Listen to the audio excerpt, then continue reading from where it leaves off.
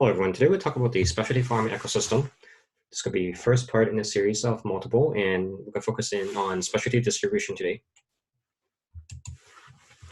It's a very high level outline. We'll talk about sales, inventory, chargebacks, and returns, as well as cover briefly RX status and dispense, even though the latter one is not really part of specialty distribution. So let's talk about how this works traditionally. So we have the manufacturer. In this case, the manufacturer is the pharmaceutical company or the biotech company. And then we have the distributor in the traditional primary care space, as well as the clinic or pharmacy. So clinics where the HCP is working at, and pharmacy is where the medication typically is stored and fulfilled.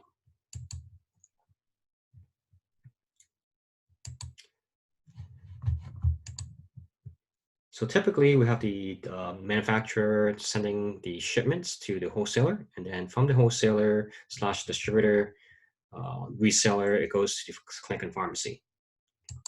However, in the specialty pharmacy space, particularly for sales, this is going to be the flow. So instead of going to the distributor solely, manufacturers can also ship directly to specialty pharmacies. This makes more sense because specialty pharmacies is the place where the treatment takes place. It could be injection, it could be infusion, especially for a lot of products that are biologics or personalized in nature. It needs to be synthesized. There isn't a whole lot of stock that you can keep within the supply chain. So you can't really stockpile a lot of products at the distributor, at the factory, inside the warehouse. In which case, the manufacturers can send the shipments directly to the specialty pharmacy. So let's talk about the relationship between the manufacturer and distributor and the specialty pharmacy. Okay, so what's going to happen is that shipments going to come from the manufacturer to the SP and distributor, and the data is going to be called X factory. It's called X factory because it means leaving the factory.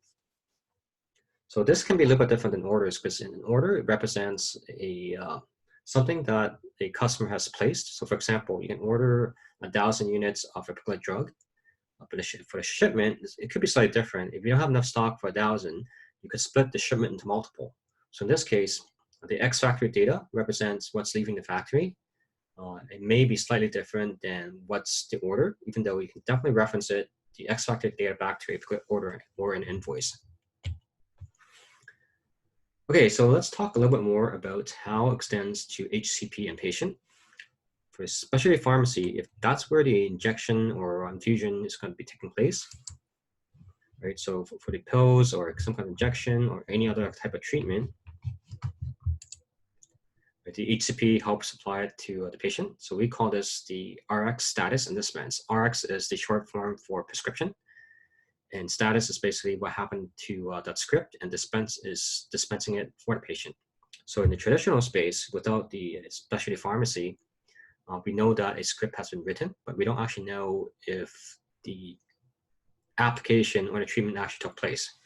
But if the manufacturer has a contract with a specialty pharmacy, it's very possible to get back the data about that a particular patient that's anonymized and a particular HCP has applied that particular prescription. And the prescription data is going to go back and flow back through the specialty pharmacy back to the manufacturer.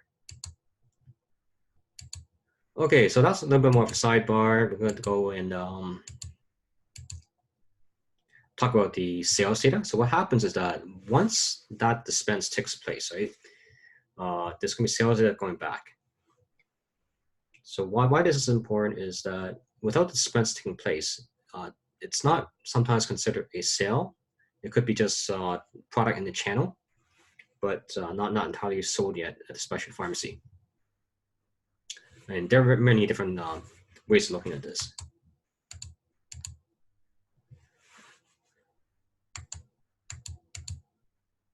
Okay, so let's talk about reporting. So why is it important to analyze sales data in SP? As mentioned before, there are fewer products in the channel, unlike primary care. They can be biologics or specific to a patient, so they cannot be stockpiled at the distributor. So in the traditional space where you have just a bunch of pills, you don't need cold chain for it, you can stockpile at let's say for vaccines, for example, you can just stockpile it at a factory within the distributor or wholesaler, but you can't really do that with SP products because we just don't have the volume. and the patient population is much smaller. So a lot of it can be manufactured on demand and so forth. So with fewer products sitting in the supply chain, so the sales to distributor or the SP is a much better indicator of RX, right? So in a lot of cases, you can actually tell like how well your business is going to be doing just by looking at the flow of the data versus for in the traditional space, even though you've actually pushed a lot of volume to the wholesaler, it doesn't really convert into actual dispenses because the product can be returned.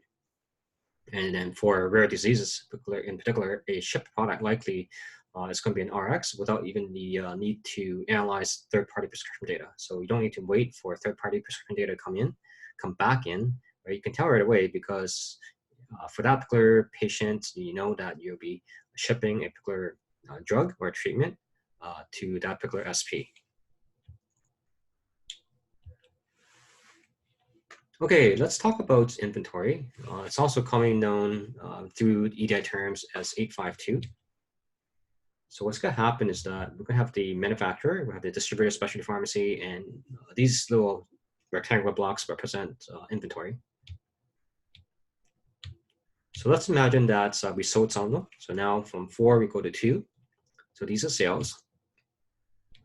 And what's going to happen is that the specialty pharmacy or distributor is going to send this information back as inventory information via the EDI, the electronic data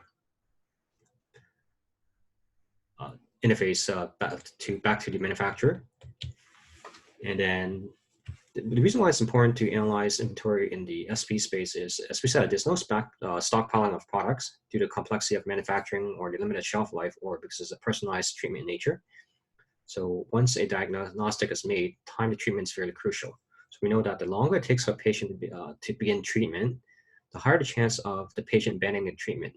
So if it takes too much effort, or let's say the treatment's not in stock and you have to wait like 4 months for it, the patient can actually start on another type of therapy or decide it's not worth the effort. Right? So if we talk about, it's all about for the best patient outcome. Once the diagnostic is made, there is a limited time that you need to actually have the treatment take place. Otherwise, if you prolong the treatment, it can become, the condition can worsen, especially if something that's chronic. So in this case, if the stock levels are inefficient at a local SP or warehouse, and everything is being very localized now, because it doesn't really matter if we have, let's say, stockpile or inventory on the West Coast warehouse when your patient's being treated on the East Coast, right? So inventory is running particularly low at a particular SP, and it's possible to influence that particular SP to place more orders or move the stock around from the physical location to optimize the path to the patient. So let's say we have a patient that's going to take treatment within New Jersey. We find out that there's no inventory in any of the SPs in New Jersey, but there are some, let's say, in neighboring Pennsylvania. Then we can actually analyze the inventory and help them move that inventory in preparation for the patient treatment. Okay, 3PL. 3PL is third-party logistics. So there are tons of acronyms being thrown around by everybody within the life science space. And third-party logistics, I like to explain it as very similar to FedEx or UPS, but in our case, because it's specialized for life sciences, we don't use, let's say, retail types of distributors, third-party logistics vendors. So they tend to be very specialized because a lot of the drugs and medication, they need to be handled a certain way. So it could be need to be stored at a particular temperature and cold chain and so forth.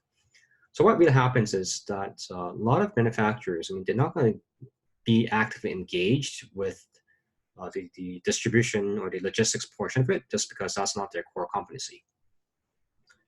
Right, so your core competency is about R&D, manufacturing drugs, getting the treatments to patients and so forth, right? But you don't really want to handle the logistical portion of it. So a lot of this has been outsourced. So it could be companies like McKesson or Cardinal Health that helps a lot of customers deal with logistics. Likewise with the ICS is another one that's fairly popular. So what happens is that the shipment, can take place by truck, it can take place by airplane. It's going to be shipped to the distributor or specialty pharmacy. and there's going to be data about these shipments sent back to the manufacturer. So that's what 3PL is. And the 3PL, it can come in multiple forms. It can actually be inventory, so 852. It can be 867 as well. But it's coming from third party and not really third party logistics rather, and not the SP itself. So what's chargeback and return? So in the retail space, if you buy an item like a piece of clothing and you don't like it, you can actually send it back. This happens within the life science industry as well. So there is actually sometimes, let's say you ordered it, you had an invoice, but actually wasn't shipped or it got spoiled in the channel. So let's say it had to be refrigerated at a particular temperature, and then along the way, somehow that wasn't done, right? So basically, it's going to be product spoilage. What can happen is that the manufacturer, the distributor or specialty pharmacy can request a chargeback or return. So we have data flowing that way. What's interesting about it is that even though it is an EDI and a standard, there's no consistent way of doing it. So what I've seen is that it could be a separate EDI specifically for returns. So if there are like certain data elements, you can have, let's say, a specific EDI transaction like 844. I've also seen it as just negative units within the 867 feed. Okay, so that really talks about the specialty distribution space. Look forward to adding more videos on how the SP ecosystem works. If you have any kind of feedbacks, let me know. Any topics you're interested in, just leave a comment and be happy to produce a video to describe how it all works. And last of all, thank you for watching.